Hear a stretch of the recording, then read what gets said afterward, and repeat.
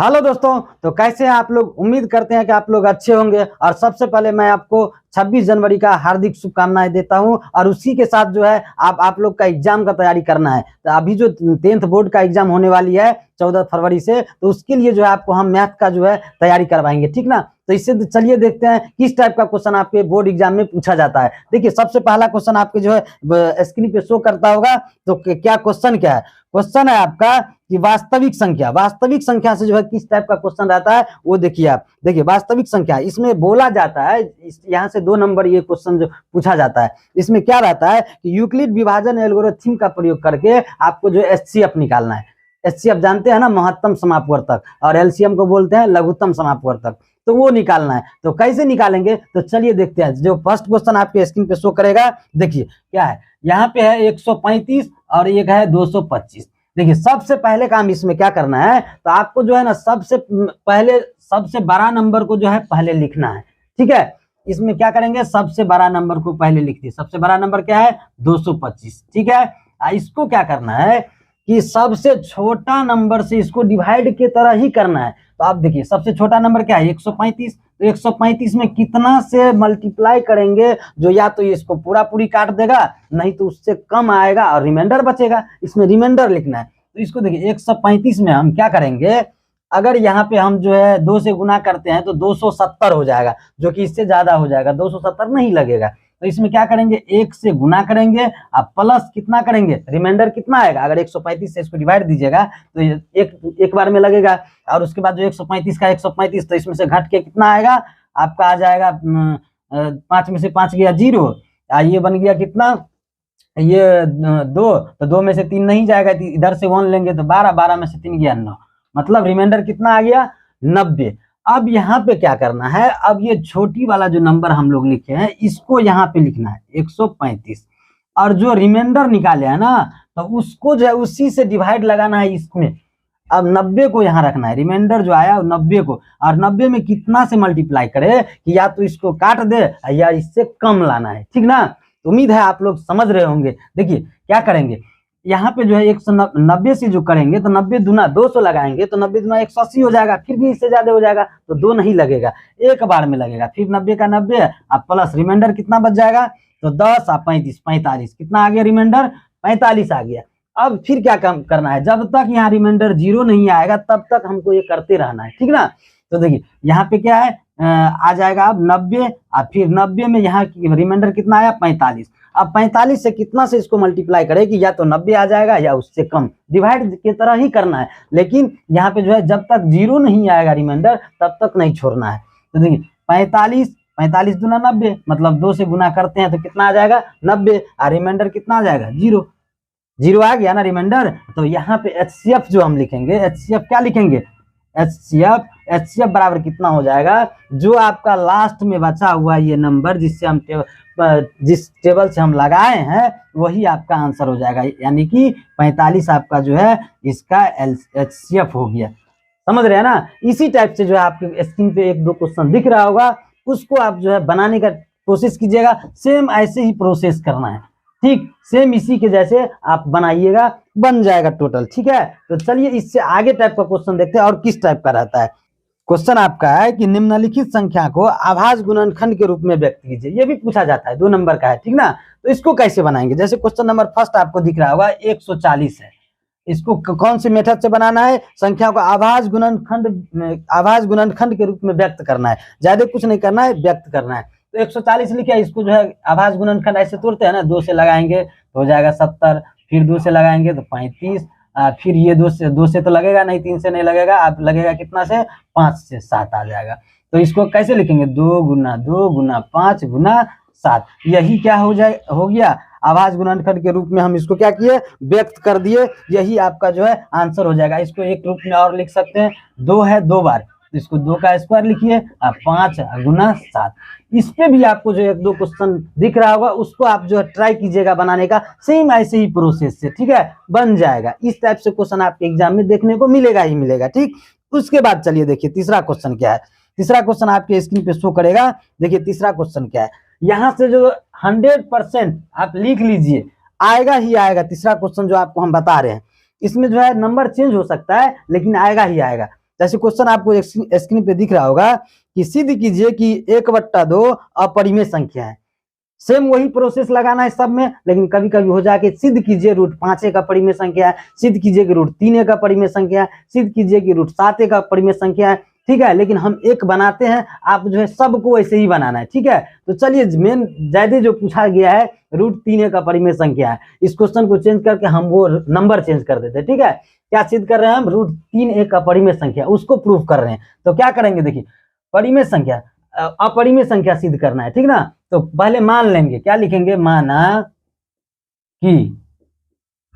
कि √3 एक परिमेय संख्या है, परिमेय संख्या है, ये मान लेते हैं, ठीक ना, परिमेय संख्या है। तो एक बात बताइए, परिमेय संख्या कहते किसको है?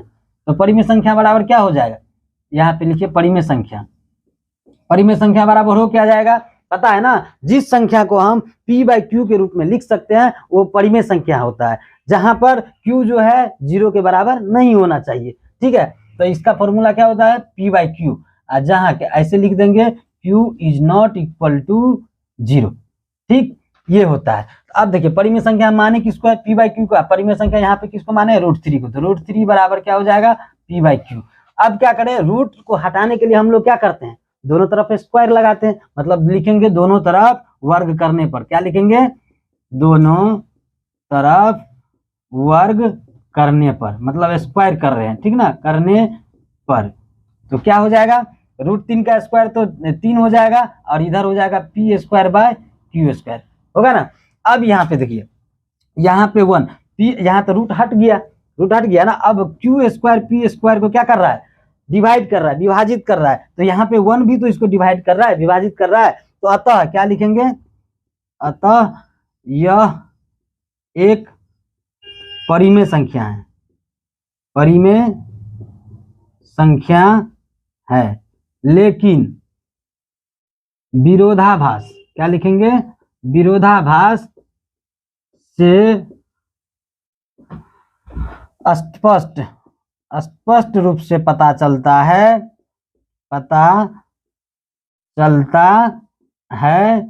कि √3, यहाँ पे तो रूट नहीं है, यहाँ पे रूट है, रूट प्रूफ करना है। तो √3 एक अपरिमेय संख्या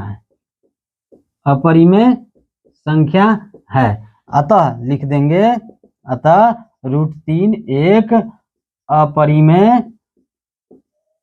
संख्या है, प्रूफ। यही इतना ही काम जो है आपको सब क्वेश्चन में करना है। इस पे भी आपको जो 1-2 क्वेश्चन आपको स्क्रीन पे शो कर रहा होगा, इसको जो सेम ऐसे प्रोसेस से बनाने का कोशिश कीजिए। और यहाँ से जो है 100% आपके एग्जाम में 2 नंबर का क्वेश्चन रहेगा ही रहेगा। अगर थोड़ा सा बड़ा, जैसे अगर पूछ दे 2 + √5 एक अपरिमेय संख्या है, अगर थोड़ा सा बड़ा कैलकुलेशन वाला, सेम करना यही है, ये थोड़ा बढ़ जाएगा तो आपको 5 नंबर में भी देखने को मिलता है यहाँ से क्वेश्चन, ठीक है। कई बार पूछा भी गया है 5 नंबर में, लेकिन ज्यादातर चांस रहता है कि 2 नंबर में ही पूछा जाता है। 2 नंबर बहुत ज्यादा बार पूछा गया, ठीक है। तो इसी टाइप से चलिए देखते हैं अगला क्वेश्चन किस टाइप के आपके एग्जाम में आ सकता है। देखिए आपके स्क्रीन पे शो कर रहा होगा अगला क्वेश्चन क्या है, आपको जो है देखिए, बिना लंबी विभाजन प्रक्रिया किए बताइए कि निम्नलिखित परिमेय संख्या का दशमलव प्रसार शांत है या अशांत आवर्ती है। देखिए पहले ये आप समझ लीजिए, शांत क्या होता है, एक होता है शांत, एक होता है अशांत।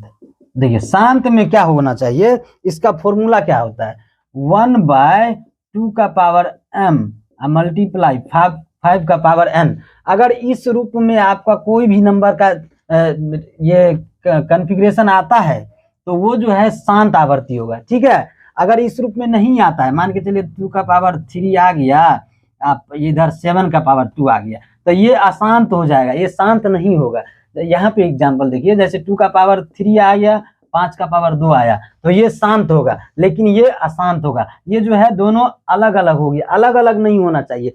अगर ये 2 है 5 है, या तो कभी 2 भी आ सकता है तो भी शांत होगा, या कभी अकेले 5 का भी पावर आ सकता है फिर भी शांत होगा। लेकिन अगर 2 के साथ 7, 2 के साथ मतलब ये दोनों के अलावा नंबर के अलावा कोई भी नंबर आता है तो वो अशांत ही होगा। ठीक है, तो इसमें देखिए आपका क्वेश्चन क्या है, एक हम बना रहे हैं, देखिए क्या है, एक नंबर में आपका है 13/31/25। तो एक बात बताइए, 13 और 31/25 का जो हम जो है आभाज्य गुणनखंड जो फैक्टर जो तोड़ते हैं तो कितना आएगा, देखिए इसका आ जाएगा 5 गुना 5 गुना 5, 5 से 25, 5 सवा से 5 6 से 25 गुने 5 जो करिएगा तो आ जाएगा 31/25। मतलब कितना आ गया, 13/1 2 3 4 5, मतलब 5 का पावर 5। देखिए 5 का पावर आया ना, इसके साथ तो 1 नहीं आया, मतलब 1 तो रहता ही, 3 नहीं आया, 7 नहीं आया, 4 नहीं आया। ठीक, तो ये क्या हो जाएगा, शांत हो जाएगा। क्या हो जाएगा, शांत आवर्ती हो जाएगा। समझे, इसी टाइप से इस पे जो है आपका ये क्वेश्चन रहना तय है यहाँ से भी। ठीक है ना, तो इस पे जो है आपके स्क्रीन पे शो कर रहा होगा क्वेश्चन, उसको जो है बनाने का कोशिश कीजिएगा, सेम ऐसे ही कीजिएगा, ये आपको देखना है सिर्फ। ठीक है, बिना लंबी विभाजन अगर बनाइएगा तो ऐसे 13 में जो है ऐसे डिवाइड दीजिएगा 31/25 से, तो बहुत टाइम लग जाएगा। ठीक है, इसलिए इसको जो है ऐसे बनाएंगे, देखेंगे आ रहा है तो वही क्या हो जाएगा, आंसर हो जाएगा। ठीक है, चलिए देखते हैं इसी टाइप से अगला क्वेश्चन आपके एग्जाम का किस टाइप का रहेगा।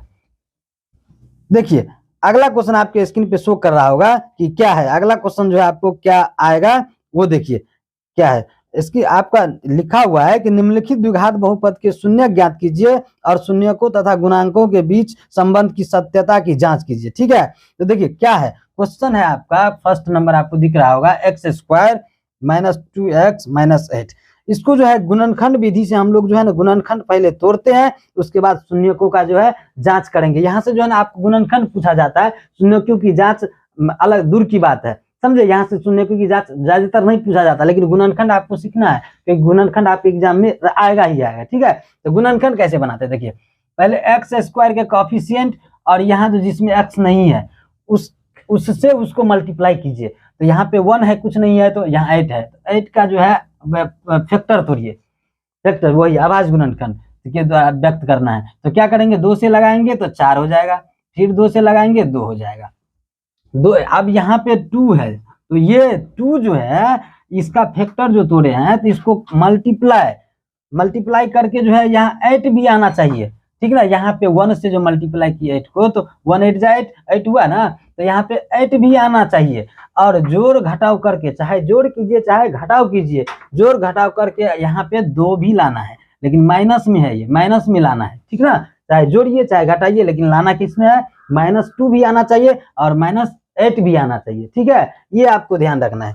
तो क्या करेंगे, देखिए यहाँ 2 दूना 4, 4 दूना 8, 8 तो आ रहा है, लेकिन 2 दूना 4, अगर 4 में से 2 को घटा रहे हैं तो 2 भी आ रहा है ना, तो इसको ऐसे लिखेंगे, देखिए x² - 4x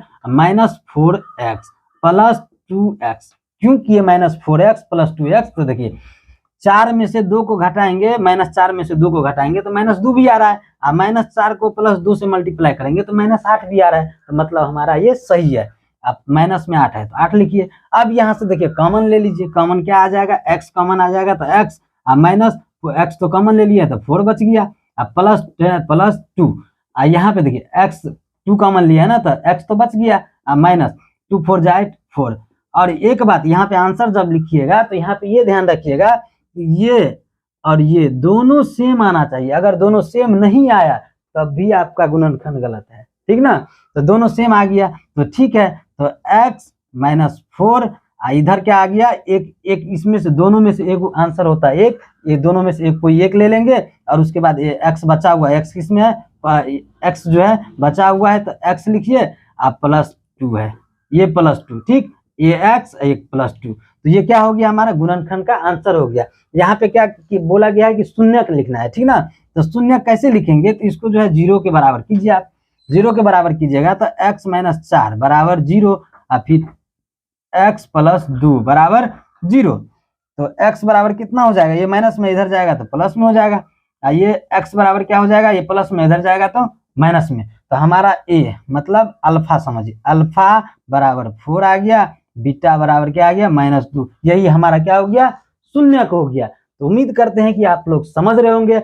इसी टाइप के जो है आपको और क्वेश्चन दिख रहा है दिख रहा होगा, आप जो है बनाइएगा, ठीक ना। तो अगला चलिए क्वेश्चन किस टाइप का रहता है वो आपको हम दिखाते हैं, ठीक। देखिए अगला क्वेश्चन क्या है। अगला क्वेश्चन आपके स्क्रीन पे शो कर रहा होगा कि एक द्विघात बहुपद ज्ञात कीजिए जिसके शून्यकों का योगफल तथा गुणनफल क्रमशः दी हुई है।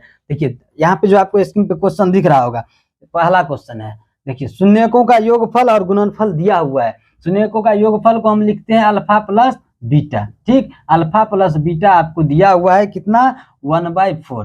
क्वेश्चन ऐसे नहीं है, क्वेश्चन है 1/4 कॉमा में दिया हुआ है -1, ठीक। तो पहला लिख दिया हुआ है ऊपर में क्वेश्चन में क्या लिखा हुआ है कि शून्यकों का योगफल और शून्यकों का गुणनफल, मतलब पहला ये जो है शून्यकों का योगफल हुआ, ये जो है गुणनफल हुआ। तो योगफल को ऐसे लिखते हैं और गुणनफल को ऐसे लिखते हैं, तो ये गुणनफल -1, ठीक। अब इसका जो है फॉर्मूला क्या होता है पता है, द्विघात समीकरण का, द्विघात बहुपद जो होता है उसका फॉर्मूला क्या होता है, फॉर्मूला होता है, यहाँ पे लिखेंगे द्विघात बहुपद, बहुपद लिखना है या समीकरण लिखना है, देख लेते हैं थोड़ा। देखिए आपका जो है यहाँ पे द्विघात बहुपद नहीं, द्विघात क्या लिखा हुआ है, यहाँ पे आपको जो है द्विघात बहुपद ही लिखना है, ठीक ना, द्विघात बहुपद। तो द्विघात बहुपद का फॉर्मूला क्या होता है, x² minus alpha plus beta into x, plus में होता है अल्फा इंटू बीटा, ठीक है। तो अब इस पे बैठा दीजिए आप, x² minus alpha plus beta कितना है 1/4, x है तो x लगाइए, प्लस में अल्फा इंटू बीटा कितना है -1, तो -1 लगाइए। अब यहाँ से क्या कीजिए, तो इसका कैलकुलेशन कर लीजिए, क्या करेंगे, x² minus 1/4x, plus minus हो गया 1, ये भी आंसर हो सकता है, और नहीं तो ये भी आप लिखिएगा तो सही होगा, ठीक ना। और नहीं तो एक स्टेप बढ़ा दीजिएगा, क्या कि सबका जो भिन्न जोड़ कर लीजिए, भिन्न घटा है, तो यहाँ पे 1 यहाँ पे 1, तो एलसीएम कितना आ जाएगा 4, तो बराबर में क्या है 0 है ना, बराबर में क्या है 0 होता है। तो यहाँ पे भी बराबर में क्या कर लीजिए 0 कर लीजिए यहाँ पे, और फिर यहाँ से ऐसे, ठीक। तो 1/4 4 का एलसीएम 4 आएगा, ये हो जाएगा 4x² माइनस ये 4 से 4 कैंसिल, तो x बच जाएगा -4 हो जाएगा बराबर 0। तो ये 4 से 0 का मल्टीप्लाई होगा तो कितना हो जाएगा 4x² minus x minus 4 equal to 0। ये क्या हो गया हमारा आंसर हो गया, समझ रहे हैं ना। इसी टाइप से आपको जो 1-2 क्वेश्चन और दिख रहा होगा स्क्रीन पे, आप जो उसको ट्राई कीजिएगा बनाने का, ठीक। अब चलते हैं हम लोग अगला क्वेश्चन पे। अगला क्वेश्चन क्या है, इसमें जो है ना थोड़ा सा, ये तो द्विघात बहुपद है, इसमें थोड़ा सा आपके बुक में दिया हुआ है त्रिघात बहुपद। त्रिघात बहुपद का क्या होता है फॉर्मूला वो भी समझ लीजिए आप। देखिए पहले त्रिघात बहुपद समझिए, जैसे आपको जो है क्वेश्चन दिया हुआ है कि x³ minus 4x² plus 5x minus 2, ठीक है।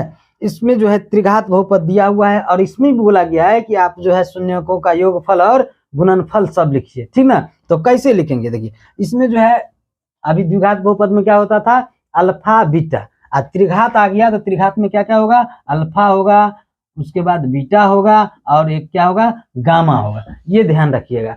तो यहाँ पे देखिए alpha plus beta plus gamma, alpha plus beta plus gamma, इसको क्या बोलते हैं शून्यकों का योगफल। तो शून्यकों का योगफल का फॉर्मूला क्या होता है -b/a, जैसे उसमें होता है ना द्विघात बहुपद में, क्या होता है द्विघात बहुपद में अल्फा प्लस बीटा बराबर -b/a, तो ये भी प्लस ये भी प्लस, अगर प्लस में आया तो सेम रहेगा -b/a ही होगा। उसके बाद क्या होता था उसमें अल्फा इंटू बीटा, इसमें क्या होता है त्रिघात में कि alpha into beta plus beta gamma plus gamma alpha, इसका फॉर्मूला क्या होता है वही इसका क्या हो जाता है c/a, जैसे उसमें होता था ना तो इसमें भी होगा, क्या हो जाएगा इसका भी हो जाएगा c/a, ठीक ना। जब ये दोनों प्लस में लेकर के दो करेंगे तो इसका हो जाएगा c/a, और उसके बाद उसमें क्या होता था अल्फा इंटू बीटा, इसमें क्या हो जाएगा alpha into beta into gamma, तो इसका हो जाएगा d/a, क्या हो जाएगा d/a। तो ये आपको जो है फॉर्मूला ध्यान रखना है, इसका alpha into beta into gamma बराबर क्या होता है -d/a, ये ध्यान रखिएगा। ये तीन फॉर्मूला होता है इसमें त्रिघात बहुपद में। तो इसका जो है कैसे, अब यहाँ से वैल्यू पुट कर दीजिए, alpha plus beta plus gamma मतलब शून्यकों का योगफल कितना हो जाएगा alpha plus beta plus gamma बराबर हो जाएगा -b/a, तो -b तो ये हुआ, तो माइनस फॉर्मूला का और माइनस में है 4, अब बाई में कितना a कितना है, इसके पीछे कोएफिशिएंट कुछ नहीं है तो 1 है, तो कितना हो जाएगा 4 को माइनस माइनस प्लस, तो ये हो गया 4 आंसर। और फिर alpha beta plus beta gamma plus gamma alpha कितना होता है C/A। तो C/A, C कितना है, C आपका ये 5 है, तो 5 अब बाई में A का वैल्यू तो 1 नहीं है, तो वही होगा आंसर 5 ही। ये हो गया आंसर, ये हो गया आंसर। एक होता है गुणनफल alpha into beta into gamma, तो इसका क्या होता है -D/A। तो -D मतलब D कितना है, ये हुआ D। देखिए A इसको बोलते हैं, B इसको बोलते हैं, C इसको, D इसको, ठीक। तो D कितना है, माइनस तो फॉर्मूला का और माइनस में 2 है, तो माइनस में 2 बाई 1, तो कितना हो जाएगा माइनस माइनस प्लस, मतलब 2 हो गया इसका आंसर। समझ रहे हैं ना। तो आशा करते हैं इस टाइप का भी क्वेश्चन कई बार पूछा गया है, इसलिए आपको हम जो है बता दे रहे हैं, ठीक ना। तो चलिए अगला क्वेश्चन देख। अगला क्वेश्चन क्या है, अगला क्वेश्चन आपके जो है रैखिक समीकरण से होता है, ठीक ना। रैखिक समीकरण अभी हम लोग जो है बहुपद वास्तविक संख्या पढ़े, अब दो चर वाले रैखिक समीकरण जो होता है उससे किस टाइप का क्वेश्चन रहता है वो देखिए। आप क्या लिखा हुआ है कि 5 पेंसिल तथा 6 कलमों का कुल मूल्य 50 रुपया है, जबकि 7 पेंसिल और 5 कलमों का मूल्य 46 रुपया है, तो एक पेंसिल और एक कलम का मूल्य ज्ञात कीजिए, ठीक ना। तो देखिए क्या कैसे करेंगे। सबसे पहले जो हम मान लेंगे कि 5 पेंसिल और 7 कलमों का मूल्य जो 50 रुपया है और दिया हुआ क्योंकि दो चर वाले रैखिक समीकरण है, तो पहले मान लेंगे क्या कि माना कि क्या है, पहला पेंसिल, माना कि पेंसिल का कीमत क्या मान लेंगे x, ठीक है। पेंसिल का कीमत क्या मान लिए हम, x मान लिए। उसके बाद क्या करेंगे,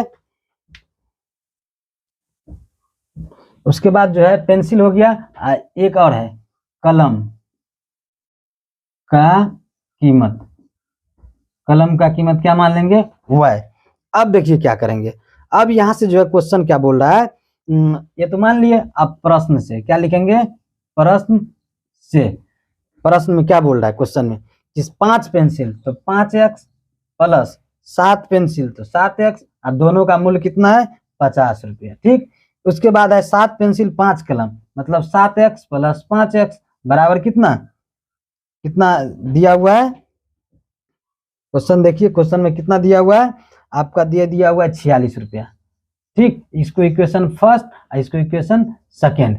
अब यहां से जो है हम क्या करेंगे, प्रतिस्थापन या विलोपन विधि से हल करेंगे। अभी आपको पता नहीं होगा, अभी आपको जो हम विलोपन विधि से हल करके बता रहे हैं, और फिर उसके बाद जो है आपको जो है प्रतिस्थापन विलोपन सब बताएंगे, ठीक ना। अभी आया नहीं था इसलिए जो है अभी हम विलोपन प्रतिस्थापन नहीं बताए, लेकिन हम इसको हल कर रहे हैं विलोपन विधि से, ठीक ना। विलोपन विधि में क्या करना पड़ता है, किसी एक को जो है ना बराबर करना पड़ता है। तो या तो 7 को इसको x वाले को बराबर कीजिए, या y वाले, यहाँ पे y है ना, या तो x वाले को बराबर कीजिए या तो y वाले को बराबर कीजिए, ठीक। तो अब देखिए क्या करेंगे, यहाँ पे हम जो x वाले को बराबर करते हैं, x वाले को बराबर कीजिएगा तो इसमें 7 से मल्टीप्लाई और इसमें 5 से, मतलब इसके कॉफिशिएंट से नीचे वाले में और नीचे वाले के कॉफिशिएंट से इसमें, मतलब x को बराबर कर रहे हैं। तो अगर y को बराबर करते हैं तो 5 से इसमें करते हैं, 7 से इसमें करते हैं, ठीक। अभी हम x को बराबर कर रहे हैं, तो क्या करेंगे, 7 से गुना कीजिए, 7 पंचे 35 x हो जाएगा, प्लस 7 सत्ते 49 y हो जाएगा, बराबर 50 सत्ते 7 पंचे 35 350, फिर 5 से कीजिएगा तो 35x प्लस 5 25 y बराबर हो जाएगा 6 पंचे 30, 6 पंचे 30 4 पंचे 20 3 23 230 हुआ ना, 230। अब यहाँ से क्या कीजिएगा, आप साइन चेंज करने पर क्या लिखिएगा, साइन चेंज मतलब चिन्ह परिवर्तन करने पर। तो यहाँ से देखिए ये दोनों सेम आ गया, ये प्लस में ये माइनस में आ गया, कट गया। अब ये माइनस है ये प्लस है, 49 में से 25 को घटाएंगे कितना आएगा 24 y प्लस में आएगा, क्यों, क्योंकि माइनस में कम है। आइए घटाइए तो कितना हो जाएगा 0, 5 में से 3 गया तो 2, ये हो जाएगा 1, 120। तो y बराबर कितना आ गया 24 पंचो 120, मतलब y का मान कितना आ गया 5। अब क्या लिखेंगे, y का मान समीकरण 1 में रखने पर क्या रखेंगे, y बराबर 5 समीकरण 1 में रखने पर, तो क्या हो जाएगा, एक कितना है 5x प्लस 7y, y का वैल्यू कितना आया 5 बराबर 50।